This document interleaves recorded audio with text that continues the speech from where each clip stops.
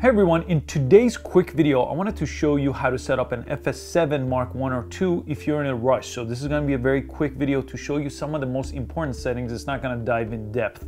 So let's jump right in. And if it's your first time here, make sure you subscribe. I post these easy to follow filmmaking videos multiple times a week. Let's just jump right in. So I have this. The first two things I do is obviously I built the camera. So the monitor, put on a lens, put on the handle, put on the base plate. That's the pieces with the camera. If you have this extension unit, this lets you do timecode sync and raw output. I'm not gonna focus on this piece in this video. This is gonna be for internal recording and not outputting. That's a little more advanced. I'll make that video later. Put on your battery, put on a card. So I have this 128 gig card. I'm gonna insert that in. So battery and card after building the camera is the first step. Now, let's jump in the menu. I want to show you what to do exactly and in what steps. To turn the camera on, this is the switch right here. So I have a base plate right here, but the switch is right on top of that on the bottom of the camera. Just go ahead and slide this to the left and give it a second. The camera is going to turn on. The first thing I want to do is I want to press menu and I want to go down to media and I want to go ahead and format media. Again, make sure you know what's on this card before you format. You should always be doing that. So you could press thumbnail to check what's on the card. I know this is good to format, so I'm gonna go ahead and format it. Okay, now step two, I'm gonna go down here to system. I'm gonna press system to go in the system menu, and I want to check my recording format. So let me press that, and let me press video format.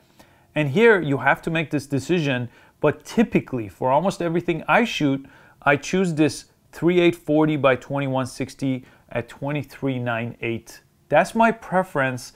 That's what I find most cinematic and easy to deal with. But you have these 4K options. These are a little bit wider here. You'll have to crop these if you're doing a 16:9 output, but this one is a 16:9 output. Typically, 90% of shoots I do is this one or this one, depending on your frame rate, but the resolution is this way. But if you wanted to do HD, you'll come down all the way to the bottom or choose one of these options.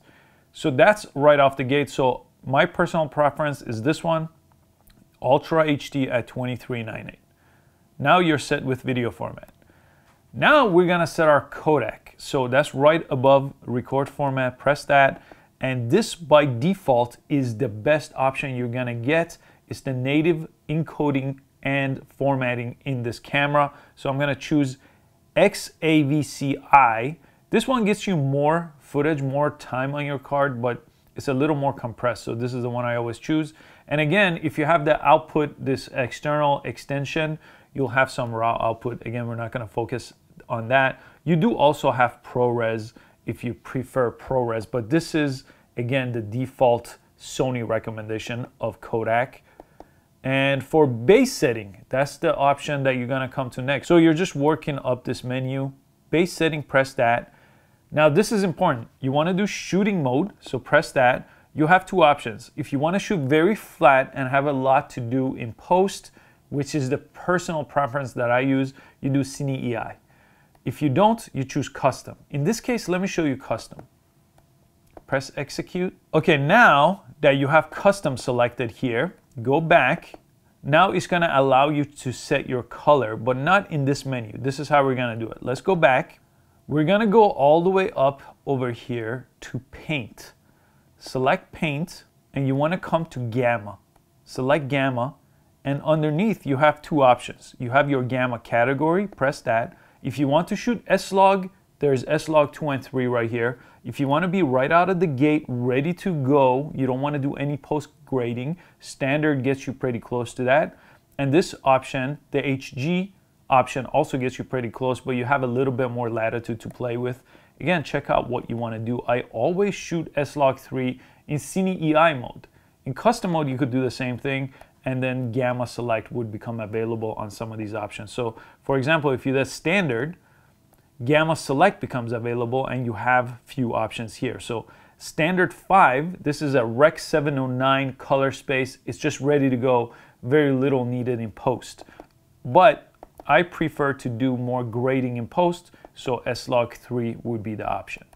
But let me go back here and show you one more thing.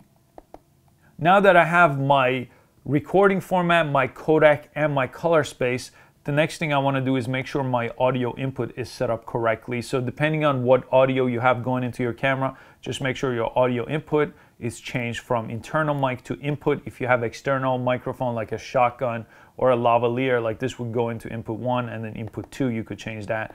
And then I set up my levels here, and it usually records input 3 and 4 here. If you don't turn them on, it would do internal mic, for example. So between those things, you should have everything to just get started. So now if you press record, everything would show up here based on the recordings that you have set up on the right side. So right here, you have your resolution, your frame rate, your codec, and your color space.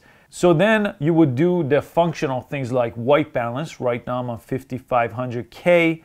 You would do your ISO. Again, I would change my ISO to the native ISO of 2000. My shutter speed is good for what I'm doing right now. In this case, is 24 frames, so 48th of a shutter. And then I could go ahead and play with my f-stop depending on my setting. I have the lens cap on in this case, but if I took the lens cap off, I could go ahead and set my white balance here. And my white balance is daylight, my exposure is at f4, and I'm all ready to go here. And then on the bottom, you could see your audio waveforms here. If you have something going on, your time code and the time on card here, 65 minutes in this case. And then on top here is your battery. And you could play with the monitor a little bit if you want to make the monitor brighter or darker. You have peaking and zebra right here. But that is all I wanted to show you in this very quick video. So I hope you could set up the camera and go if you're in a rush. This is the shortest I can make this video, but I'll make a more complete Sony FS7 video if you want to watch it on your own time, where I'll go over all the different settings and show you a lot more detailed advanced things like raw output, monitor output, SDI output, and things like that. I hope you found this quick video useful. Please give it a thumbs up and subscribe to the channel for easy to follow filmmaking videos, and I'll catch you next time. Thanks for watching.